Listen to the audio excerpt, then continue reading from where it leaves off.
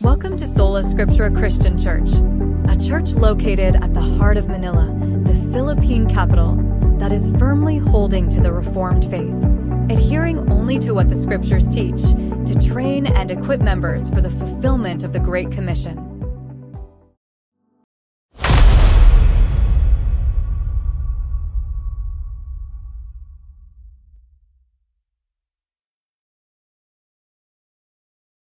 Di po mga kapatid, makibukas po tayo sa ating mga Biblia sa Romans chapter 7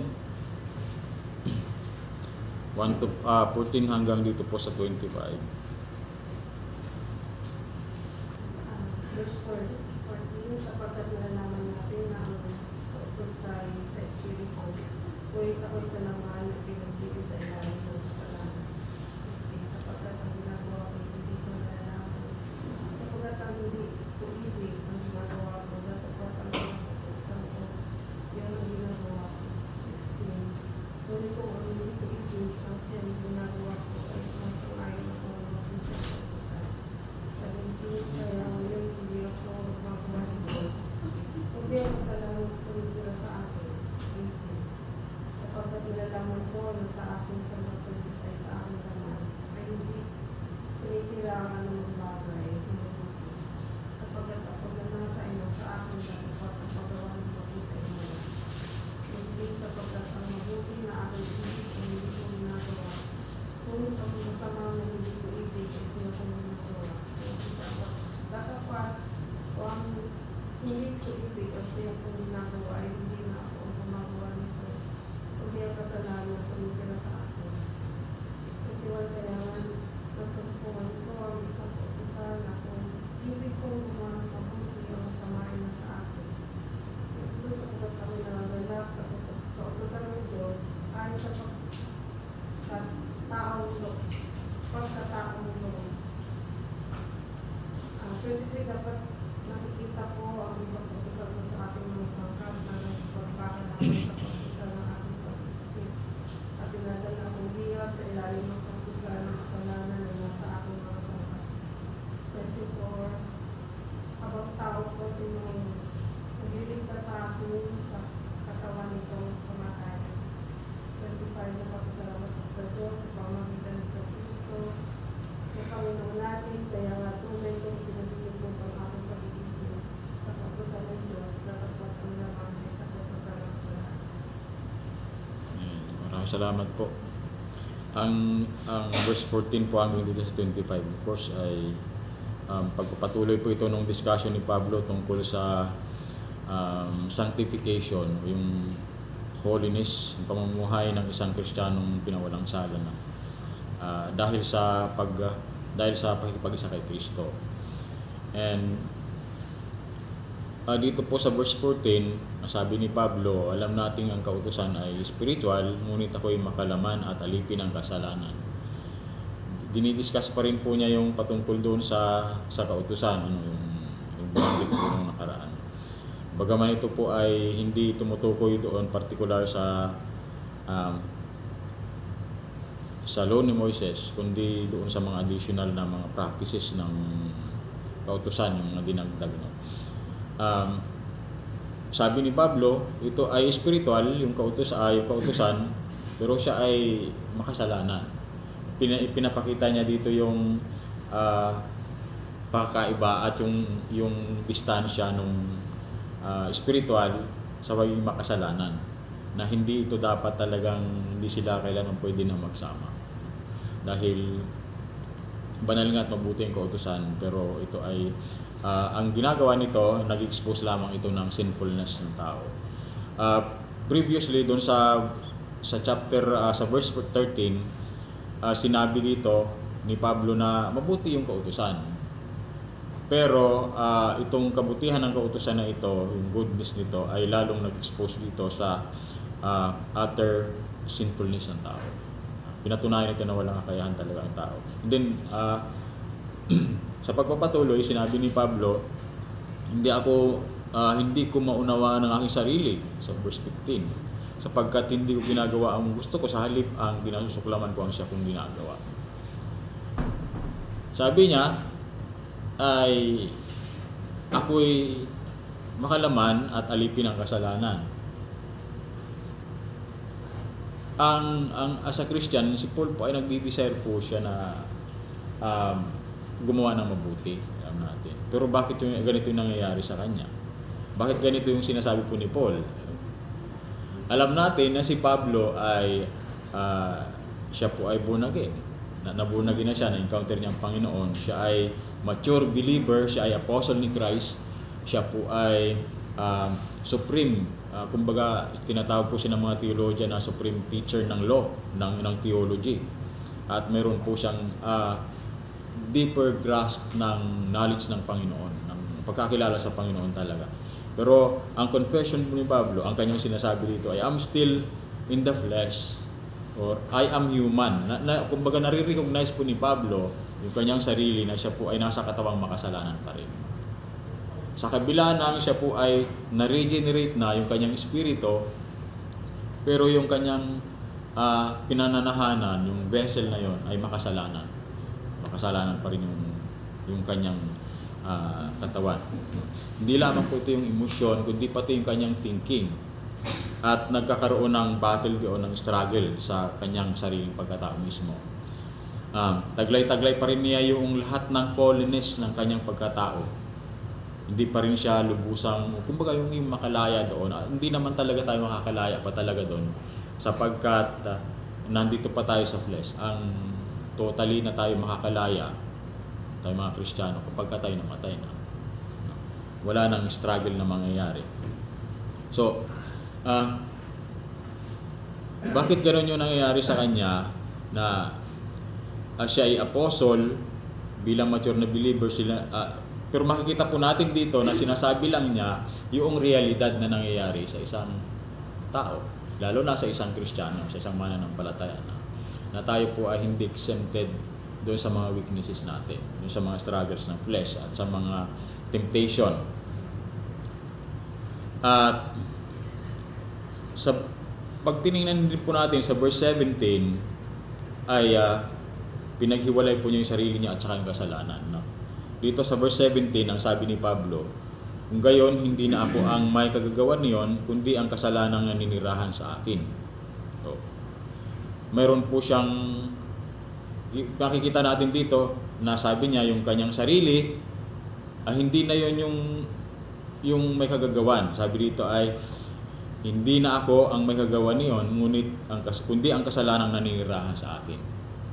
Hindi na siya, yung sarili niya, ibig sabihin po ay makikita natin dito na yung kanyang sarili na na-convert na sa Panginoon, siya ay regenerated na, yung sinasabi niya dito na makakilala siya sa Panginoon sa Galatians chapter 2 verse 20, na hindi na siya, basahin po natin dito sa Galatians, na sabi niya dito, kaya hindi na ako nabubuhay ngayon kundi si Kristo na nabubuhay sa akin. Hindi na po siya mismo yung dating siya, si Pablo, kundi ang nabubuhay na sa kanya ay si Kristo, kaya nagkakaroon po ng struggle. Ang pagkakaiba po ng isang mananampalataya na nakakagawa pa ng kasalanan, ito nabanggit ko na rin po noong nakaraan, ay siya po ay nag-struggle talaga siya sa flesh, sa sin, nakikipaglaban siya, pero yung hindi katulad ng pamumuhay ng isang unbeliever pa, no, na may mga binabanggit po si Pablo dito sa chapter 8 na ang namumuhay ayon sa hilig ng laman ay walang pinapahalagahan, kundi dito po sa verse 5 ng chapter 8. Sabi dito, ang mga namumuhay ayon sa hilig ng laman ay walang pinapahalagahan, kundi mga bagay na ukol sa laman. Si Pablo ay mayroon siyang desire na gawin kung ano yung tama, kung ano yung ng banal na espiritu sa kanya. Pero nandoon yung flesh, yung laman pa rin na umiiral, at ito yung tumutukso sa kanya upang gumawa ng hindi mabuti, no? Sabi dito sa verse 18, alam kong walang mabuting bagay na ninirahan sa aking katawang makalaman. May kakayahan akong naisin ang mabuti, may kakayahan siyang mag-isip ng mabuti dahil ito sa nasa kanya meron siyang regenerated heart, at desire niya, ang isang Kristiyano, dinidesire talaga po niya na gawin kung ano yung kalooban ng Diyos. Pero nandoon yung mga weaknesses. Mayroong struggle po si Pablo.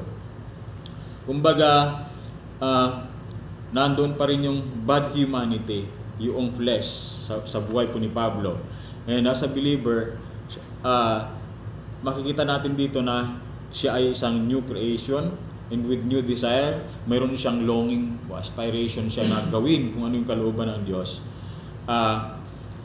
Pero bilang Kristiyano na, ay nakakulong pa rin po siya doon sa kanyang humanity. Ganon din po tayo mga mananampalataya. Yun yung pinapakita dito ni Pablo na sa atin bilang po mga mananampalataya, ang malaking challenge ay yung pagiging Kristiyano natin, yung Christianity natin, tayo po ay nakikipagdigma. No? At kinakailangan, mapagtatagumpayan lamang natin itong battle na ito once na na-overcome natin yung flesh. At yung total na victory natin dito, yung ganap na pagtatagumpay natin kapag tayo po ay namatay na at nagkaroon tayo ng resurrected body. At si Pablo, sabi nga niya dito sa verse 24, may binabanggit po si Pablo dito na sabi niya, kay saklap ng aking kalagayan, sino ang magliligtas sa akin mula sa katawan na ito na nagdadala sa akin sa kamatayan? Sa English po, ang tawag dito ay body of death. Sa English version yung sa 24, binabanggit po lang ng body of death. Ngayon, kaya mayroong struggle si Pablo kasi siya po ay nasa katawan pa na mamamatay, na prone, subject sa mga weaknesses, sa temptation, nagkakasala. At ito yung struggle niya. At tayo mga Kristiyano, meron po tayong laging struggle sa ganito. Walang Kristiyano na hindi na nagkakasala. Ito tayo mananampalataya na. At questionable ang isang Kristiyano na hindi nag-struggle sa kasalanan. Hindi nakikipagdigma sa kasalanan. Ibig sabihin ay nag-indulge siya sa mga worldly things, sa kasalanan pa rin. Pero dito si Pablo, makikita natin yung inner self niya, yung kanyang pagkatao, yung espiritu niya na nakikipagdigma ito sa kasalanan talaga. Dahil nasa kanya pa yung flesh of death. Ano po yung idea dito ng flesh of death? Sabi po ni John MacArthur, ang idea ni Pablo na nito ay ito po ay ancient punishment. Katulad po ito ng ancient punishment, yung idea ni Pablo na ito na kung saan pag ang isang tao po ay nakapatay, yung kanyang biktima bilang parusa ay itatali po sa kanyang likod yon. Igagapos yun sa kanyang likod yung kanyang biktima, at habang nabubulok po yon ay mahahawakan yung katawan ng suspect hanggang sa yung kanyang katawan ay mabulok na rin. Ganun po yung parusa na yon. At inahahalon tulad po ng idea na ito ni Pablo yung bagay na yon, na tayo bilang mga Kristiyano, nasa atin pa rin nakagapos tayo doon, nakakulong tayo doon sa death of flesh na yon. Na sabi ni Pablo, kahabag-habag ako. Sabi niya dito, sino ang makapagliligtas sa akin mula sa katawan ito na nagdadala sa akin sa kamatayan? At sa verse 25 yung solution ni Pablo. Wala nang iba kundi ang Diyos sa pamamagitan ni Jesucristo sa ating Panginoon. Salamat sa Kanya. Ang ating pong physical na katawan, habang tayo po'y nabubuhay, subject ito sa sakit at sa kasalanan. Pero ito ay, dahil tayo po ay mananampalataya na nag-grow yung ating pong espiritu. At ang darating pang panahon na ito po ay ililigtas ng Panginoon, yung final deliverance ng Panginoon sa atin. Na makikita po ito dito sa chapter 8 verse 23, no? Sabi dito, at hindi lamang ang sanglilika kundi tayong mga tumanggap na ng Espiritu bilang unang kaloob mula sa Diyos ay dumaraing din habang hinihintay natin ang paghahayag ng ating pagiging mga anak ng Diyos at ang pagpapalaya sa ating mga katawan. So, mawawala po yung struggle natin na yon kapag tayo po ay napalaya nandito sa flesh na ito. At tayo po ay itong katawan na ito napalitan na po ng glorified body. No? Pero hanggat tayo ay nabubuhay pa, ito yung realidad po ng buhay ng isang mananampalataya. Na kaya ang challenge po sa atin ng scripture ay meron dapat tayong maging habit natin yung daily repentance. Kasi araw-araw may tukso. No? Kaya hindi po totoo at hindi tama, unbiblical yung katuruan ng mga hyper grace. Na dahil niredeem na ni Kristo yung ating buong pagkatao, yung ating kasalanan, yung past, present, at saka yung future sin, ay hindi mo na kailangan magsisi sa Panginoon, lumapit sa Panginoon. At ito'y nire-repeat po ng 1 John chapter 1 verse 9. Na tayo ay, kung hindi natin naaminin na tayo nakakasala, tayo sinungaling. Nakakasala tayo. Kaya nga, kung sabi doon, kung tayo may magkasala o magawa ng kasalanan, tayo ay lalapit sa Panginoon. Hingi ng tawad at siya po ay patatawarin niya tayo. So, kung ito pong mga bagay na ito ay normal sa buhay ng isang Kristiyano, mayroon siyang struggle, ganun pa man, ang grace ng Panginoon sa atin ay yun pong pagtuturo sa atin na makita natin yung ating pong mga kahinaan, at at the same time patuloy na matuto tayong magdepende sa Kanya sa pamamagitan ng araw-araw na pagsisisi at paglapit sa Panginoon. Pagtitiwala lamang sa Kanyang kalakasan. Sapagkat greater is He that is in us than He that is in the world. So, sa Christian tayo po ay mapagtagumpay. At hindi sa ating mga sarili na kakayahan, kundi dahil kay Kristo.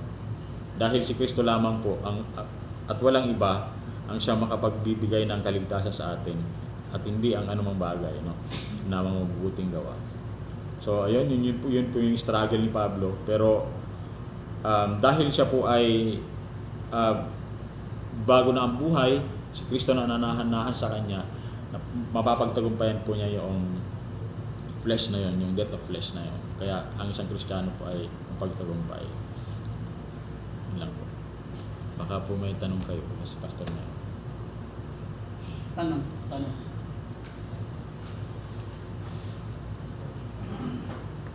Yung sa verse 14 po na ano, ngunit ako'y salamat na pinagbili sa ilalim ng kasalanan. Ano kung ibig sabihin nun? Parang nagkaroon sila ng bentahan.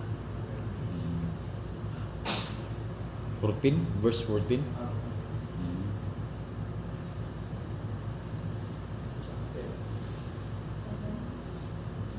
Alam natin ang kautusan ng spiritual, ngunit ako'y makalaman at alipin ang kasalanan. Baka si Pastor ko yung message. Mas malinaw po ang kanya ulang. Okay, dito galing yung kay St. Augustine na yung 4 na uri ng tao, yung patungkol sa kasalanan. Unang tao ay si Adam and Eve, di ba, wala silang kasalanan. So ang kanilang katangian ay bagamat sila ay banal o inosente, ang kanilang katangian ay possible to sin and possible not to sin. Posse pecare, posse non pecare. Ibig sabihin, kahit na sila Adan at Eva ay walang kasalanan, possible silang magkasala. Pero possible din, hindi sila magkasala. Kaya nila. Kaya lang, di ba, sila ay nagkasala dahil pinili nilang magkasala. Dahil kaya nilang magkasala, may freedom. Ngayon, yung tao na, nang sila magkasala na, ay non-posse, non-pecare na lang sila. Not able not to sin. Hindi na sila, wala na silang kakayahan na hindi magkasala. Kasi may likas na silang makasalanan na kalikasan. Kasi sinumpa na ng katawan eh. Nagkaroon na ng, naging alipin, yun yung tinutukoy. Kaya alipin na naman. Na si Pablo ay binabagit niya dyan yung kanyang nakaraan. Na, kasi may binagit din siya na malaya na siya eh, diba? So yan yung kanyang past. Na lahat din ng tao ay nakaranas ng ganoon. Na tayo alipin ng kasalanan dati, di ba?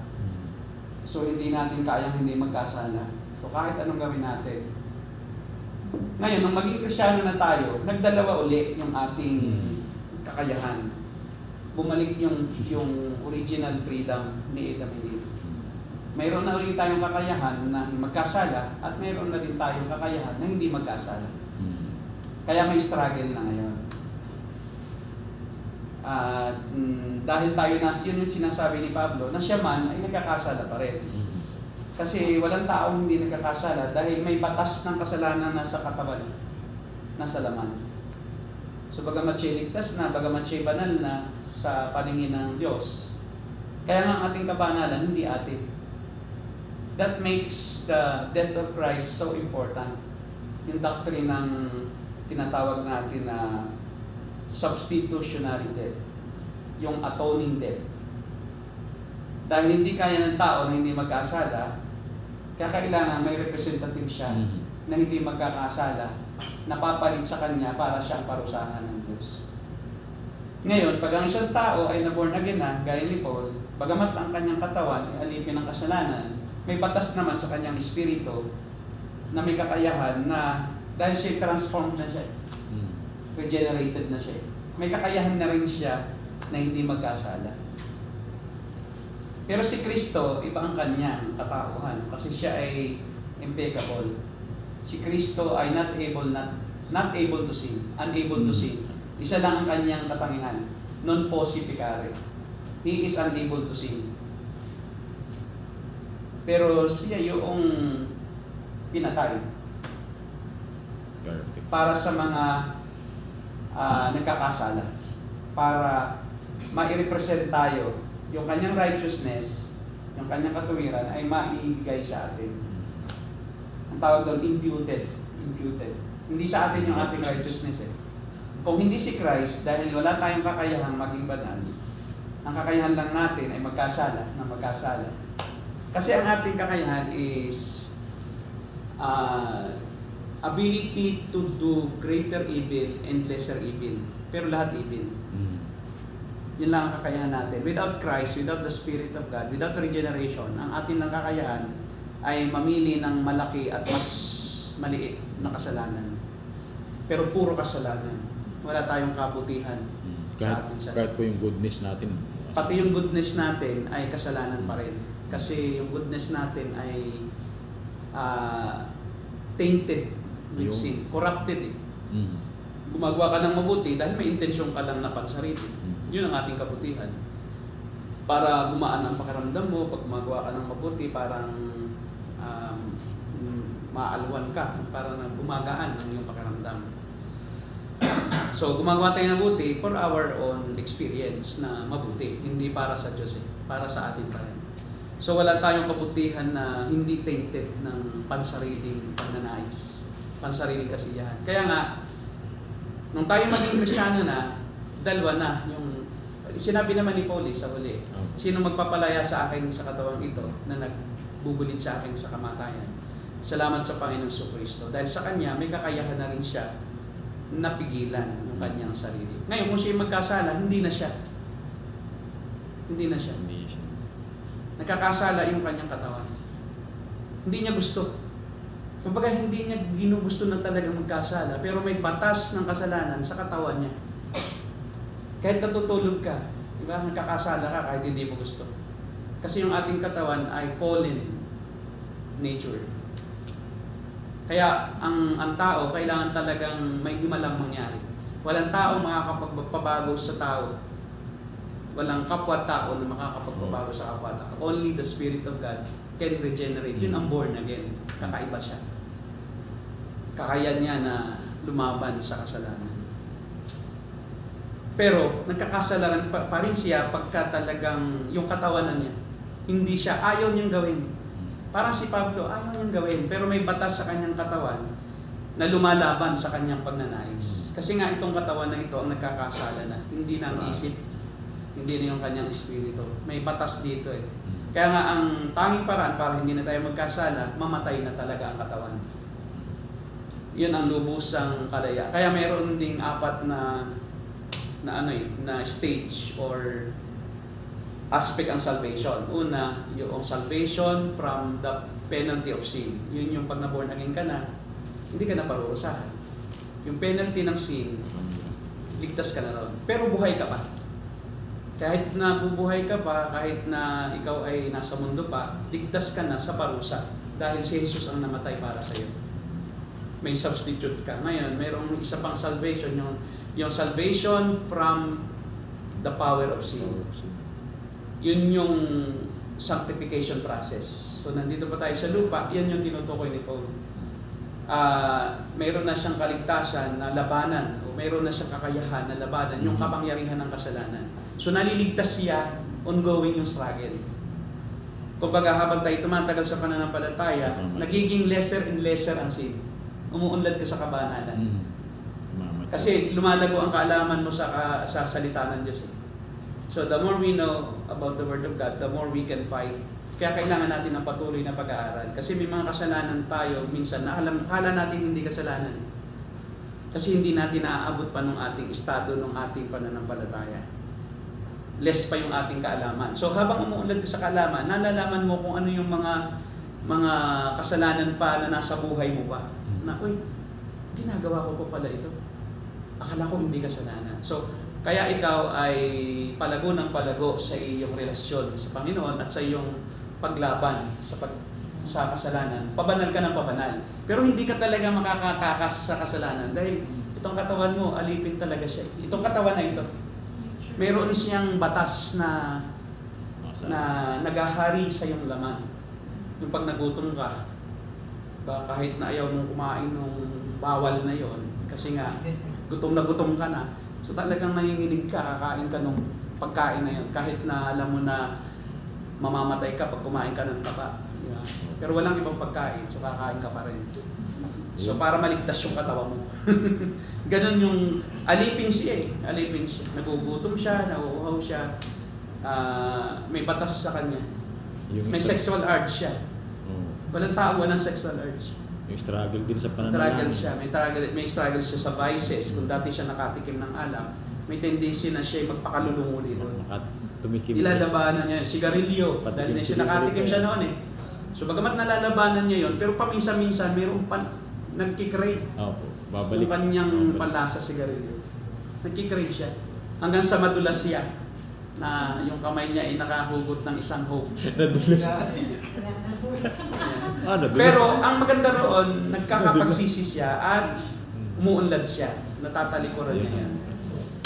Natatalikuran niya yung unti-unti lumalago siya. Dati ay nakakadalawa siya, nag-iisa na lang hanggang nawala, hanggang once a week na lang, hanggang tuluyang nalimutan na niya. Dahil may power na siya to resist. Ngayon, meron tayong tinatawag na salvation from the presence of sin. Yung presensya ng kasalanan sa katawan mo, wala na talaga. Yung future na to. Yun yung glorification. Nag-glorified na ang katawan mo, so wala ka na talagang maiisip, mararamdaman, wala ka ng urge. Kasi napalitan na rin ng katawang makalangit yung katawan mo. At mangyayari yun sa glorification ng ating katawan. Kung namatay na tayo, bubuhayin siya na maluwalhati, aalisin na yung sinumpang component. Wala na yung curse. Kaya yun ang dahilan kung bakit may kasalanan. Kinurse tayo ng Diyos kasi makulit si Adan at Eva. Minana natin ang ating kasalanan sa ating magulang. Tatlo lang pala, no? Tatlo lang. Tatlong phases or aspects. Salvation from the penalty of sin, salvation from the power of sin, and salvation from the presence of sin. Ang ating stage ngayon, dalawa na. Salvation from the penalty. We are saved by grace through faith, not by work. Hindi dahil tayo mabuti, hindi dahil tayo perfecto, kundi dahil kay Jesus na mabuti at perfecto. Siya ang kahalili natin. Doon sa krus, ginawa siyang kasalanan natin. Kahit wala siyang kasalanan, pinagdusahan niya yung ating parusa. Kaya tayo malaya na sa kasalanan, malaya na sa kaparusahan, at malaya na tayo sa pagsunod para sumunod sa Diyos. Pero yun yung ating stage ngayon, yung kung tunay kang Kristiyano. Pag hindi ka Kristiyano, wala kang ganoong struggle. Kumbaga, worship ka lang pag Sunday, pero tuloy-tuloy ka lang sa pagkakasala, wala kang nararamdamang struggle. Parang ka pa rin, non-Christian ka pa rin pag gano'n.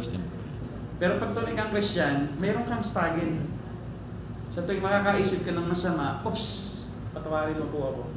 Pag nakapagsalita ka ng pangit, oops, Lord, patawad. Diba? Pagka nagalit ka, Ops, naramdam mo agad eh na mayroon kang kasalanan.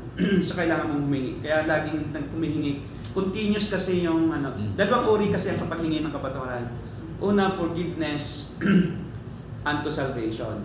Hindi mo kailangan isa-isahin.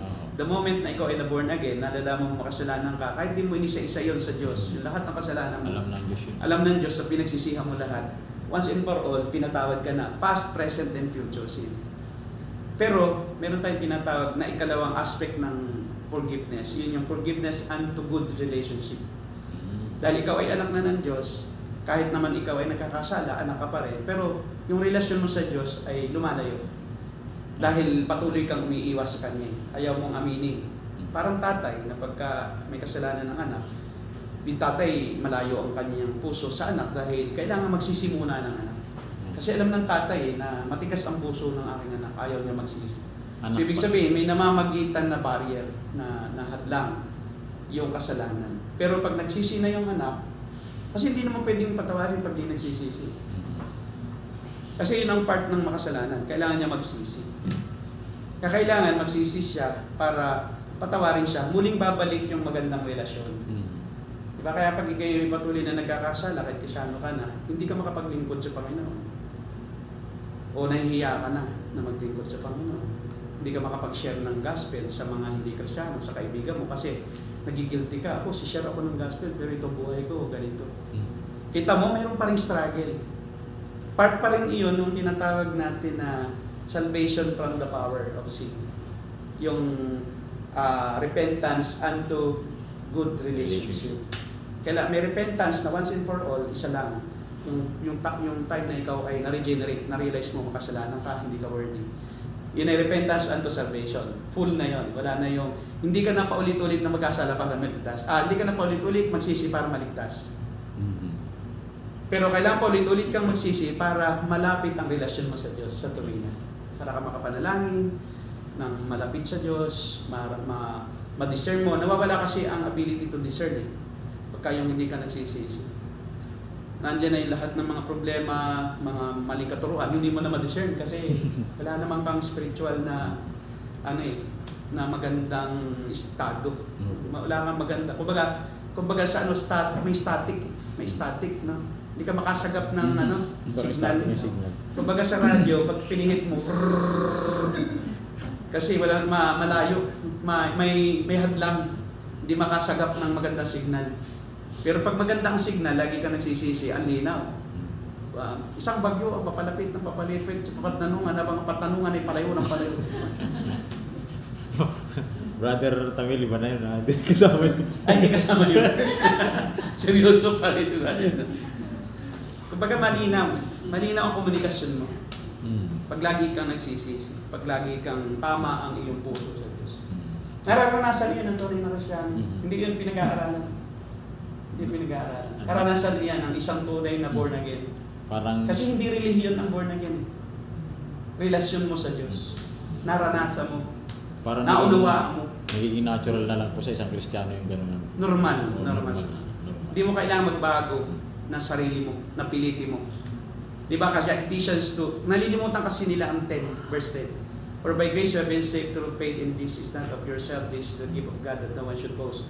Pero ang sabi sa 10, we are God's workmanship, appointed to do good, which God has already set before us, before the foundation. Pati yung ating mabuting gawa na gagawin, normal na gagawin mo yun. Kasi kasama iyon doon sa kaligtasan. Pag hindi ka gumagawa ng mabuti, abnormal ka. hindi ka Kristyano. Abnormal Kristyano. Kumbaga, professor ka lang ng faith. Baka nagandahan ka lang sa religion. O na-addict ka kasi ang ganda ng music. Na-emote ka, nawawala ang problema mo pag nasa church. Yung iba ganun lang ang habol. Addiction. Pero after ng service, balik sa BSD yun. Balik sa dating ugali. BSD. Bagong term po yan. BSD. Na-enjoy lang niya. Yun yung Diyos sa Hebrew chapter 6. Paano pa panumbalik yung mga nakatikim? Hindi yung ligtas na nakatikim lang. Yung mga dati nang nakaranas. Ba't nakaranas lang? Diba? Hindi na satisfied. Diba? Kasi yung Hebrews chapter 6, yun ay para sa mga nakaranas lang. Yung nakasama ng born again community. Nahahawa siya ng joy, yung patotoo, naiiyak din siya. Kasi Na-excite nakaka-relate din. Pero ang sabi doon, tasted. Naka-taste. Shared. Nakabahagi. Diba? Enlightened. Hindi naging liwanag. Na-enlightened. Naliwanagan lang. Pero sabi doon, bagamat ito ang sabi namin, ito ay hindi para sa inyo. Tungkol sa inyo, kayo ay iba kaysa sa mga tao. Tiyak yung kanilang Tiyak ang kaligtasan niyo, yun ang sabi. Pero may mga taong nakakasingit eh. Sa Kaya verse- kita mo yung sa verse 9. yung ano tawag dito, parable of wheat in Apo. theirs. Parable of the net. Yes. Di ba, yun yung larawan ng church eh. Mayroong nagkahagis ng lambat. Lahat nahuli, pati yung pangit na isda, pati yung magandang isda. Pero sa huli, iipunin yung pangit, tatapon. Kasi sa church, meron din ganon. Mga patuna. Mga patuna lang. Walang silbi. Janitor fish. Ano? Nahuli rin eh. Pero sa huli, pipiliin mo yung janitor fish, papatayin mo yun. Yung dang wheat and tares, may isang bukid, pero tinutubuan din ng masamang damo. Saka may trigo din. So pag-aani mo, saka ibubukod. Ganon din sa huling paghuhukom. Kaya wag mong ang ating pananampalataya, pansarili, wag kang aasa sa iba. Kahit kay Pastor Derek, huwag kang titingin sa kanya. Kasi pag tumingin ka sa kanya, matitisod ka eh. Kasi si Pablo nga, nakakatisod si Pablo. Kalain mo sabi ni Pablo, diba, ginagawa ko, hindi ko ibig. Apostol na siya. Matitisod ka kay Pablo pagka titingnan mo si Pablo, sabihin mo, ganyan naman pala ang mga apostol eh. Diba? Ako pa. Huwag kang titingin doon. Kasi siya ligtas na, ikaw baka hindi pa. Kaya intindihin mo yung sarili mong kaligtasan. Buti pa si Butchal po, hindi nagaganito. Si Butchal walang struggle. Kasi pera-pera lang yun. Hindi naman yung born again eh. Hindi yung born again si Butchal. Nakasama siya, pero ang intention niya talaga magpayaman. For his own benefit.